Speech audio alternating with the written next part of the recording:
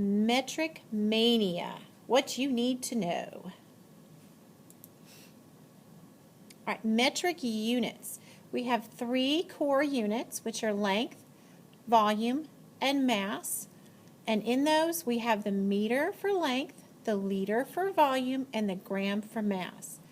We can add prefixes with the metric system, and each prefix changes the core unit. So milli is the smallest amount. If you have a millimeter, it is the smallest unit for length that we will use in our class. The centimeter is the most common unit we will use in our class.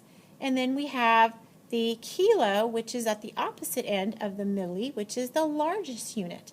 A kilometer is a very long unit. It is 1,000 meter sticks laid end to end. Mass. Mass is one of our ways that we will measure in our class. It is the amount of matter in an object. So we're going to start differentiating between mass and weight. The core unit for mass is the gram. The most commonly used units that we will use are the milligram, which is the tiny unit, and the kilogram, which is the very, very large unit. That would be a unit you would use to measure the mass of such things like an elephant or an airplane. The tool that we use to measure mass is with a balance. This image that you see is the picture of a triple beam balance. We will use the electronic balance because nobody really uses the triple beam balance anymore. So we're going to use the high-tech. Volume. Volume is the amount of space something occupies or takes up. The core unit is the liter. The most common used units are the milliliter and the kiloliter. When you think of a soda bottle, you think of them in 2 liters. That is the volume of the soda in the bottle. So it takes up 2 liters of space within your soda bottle. The tool used to measure is a graduated cylinder, which is a tall tube for liquids or irregular solids, which is something we will do when we get to volume, or a ruler.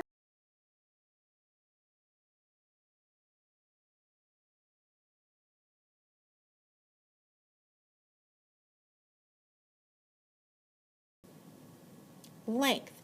Length is the distance from one point to another. We have already done several things in our class with length using the ramps. We use the centimeter measurements. So we will be using lots of metric units for length. The core unit is the meter. The common units are the millimeter, which is the tiny markings on this ruler, which is right here. The teeny, teeny, tiny markings. Let's see if I can show. Teeny, teeny, tiny, right there. Let's see if I can do it. Nope, it's not letting me do it. There we go. Teeny, teeny, tiny. So the little itty bitty markings that I'm trying to point to are the millimeter markings. And then in between that, you have centimeter markings,